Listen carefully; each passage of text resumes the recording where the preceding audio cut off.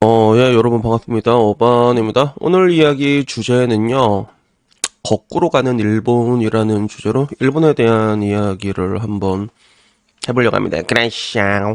어이씨, 방금 너무 귀여운 척한 것 같은데.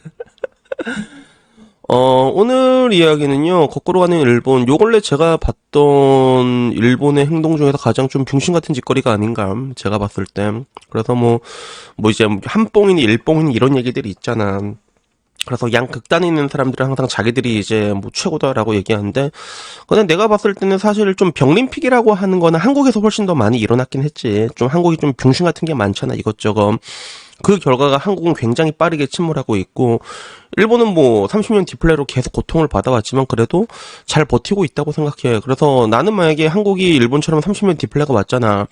진짜 개판 났을 거라고 생각을 하거든. 그래서 어떻게 보면 일본은 내가 늘상 말하는 대로 나라는 부자지만 국민은 가난한 나라지만 근데 이런 것들이 유지가 될 수 있었던 것들을 보면 이게 뭐 한편으로는 일본 특유의 저력이다라고도 얘기를 할 수 있는데 근데 오늘 이야기하는 이 내용은 난 좀 이게 좀 이해가 안 되더라고. 그래서 그 내용이 뭐냐면 일본에서 이번에 7월 3일에 새 지폐를 도입을 한다고 합니다. 신권을 도입한다고 볼 수가 있지.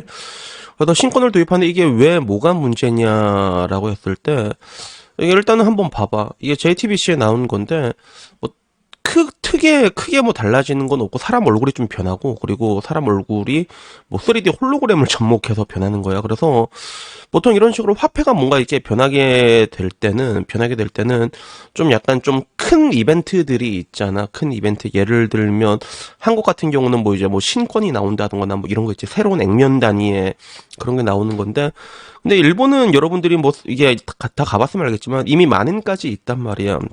만행까지 다 나온 상태에서 뭐 중간에 새로운 화폐가 나오는 것도 약간 애매하고 지금 봤을 때 그런데 단순히 그렇다고 뭐 이제 화폐 개혁을 통해 가지고 뭐 액면가가 뭐 이게 조정이 들어가거나 이런 것도 아니거든. 근데 단지 그냥 새 지폐만 나오는 것뿐이야.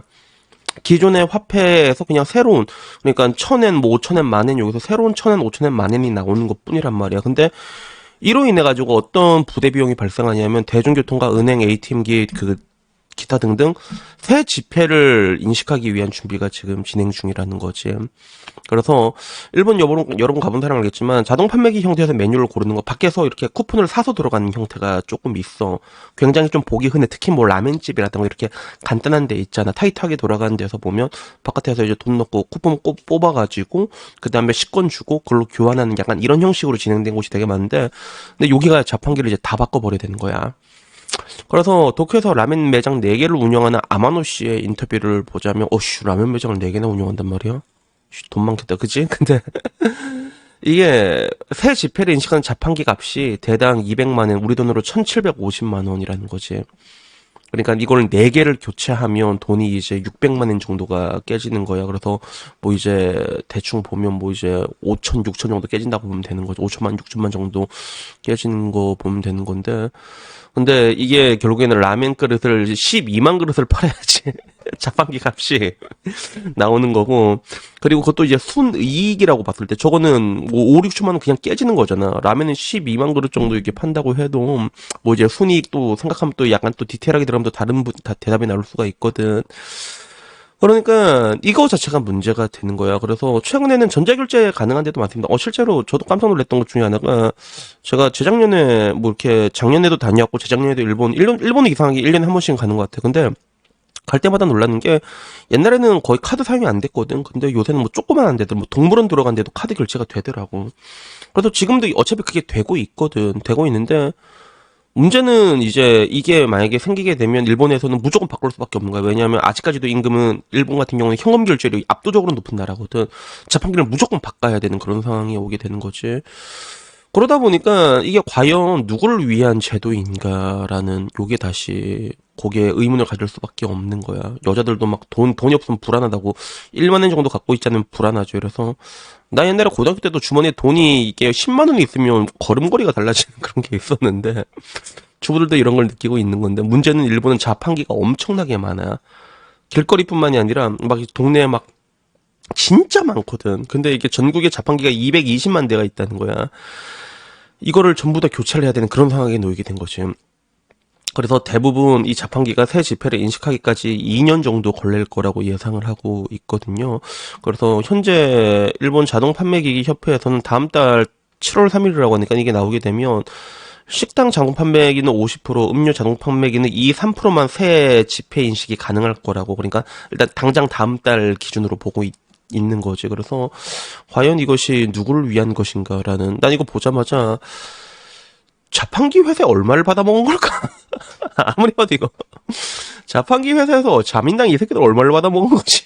난, 난 솔직히 그 생각밖에 들지 않았거든. 그래서 일단 한국 반응을 보면 그런 거야.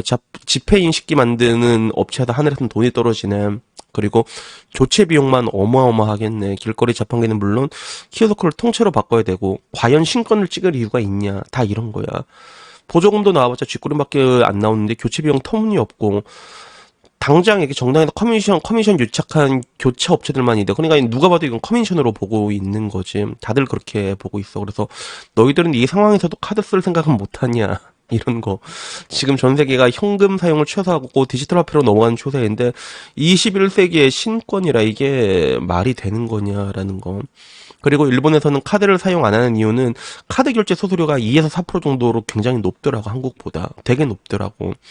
그래서 한국 같은 경우는 카드 수수료 내가 알기로는 1%가 안 나오는 걸로 알고 있거든. 그래서 수수료를 체크해 보니까 연간 매출액 3억 이하의 경우에는 신용카드가 0.5, 체크카드가 0.25 이렇게 되더라고. 그래서 3에서 5억이면 그때는 이제 1%도 굉장히 크다고 볼 수 있는, 저기는 2에서 4%가 나가고 있는 그런 상황인 거야. 그래서 결국에는 어떻게 이 나라는 시간이 거꾸로 흐르냐라는 이런 질문이 있더라고. 그래서 일본은 갈수록 과거로만 돌아간다라는 요 내용이 조금 재밌어가지고 이야기를 한번 해봤습니다. 우선은 좀 뭐라고 해야 될까? 저렇게 뭔가 화폐가 바뀔 수는 있거든. 어떻게 보면 가장 큰 이벤트 중에 하나가 리디노미네이션 같은 거 있지. 화폐의 액면가를 바꿔버리는 게 있거든. 한 번씩 우리나라로 따지면 0을 없애버리는 거야. 그런 식으로 되면, 이런 식으로 이런 큰 이벤트가 있을 때 아무래도 이제 지폐가 대량적으로 바뀌게 되는 뭐 그런 것들은 충분히 납득을 할 수 있거든. 근데 일본은 또 리디노미네이션 하기도 애매해.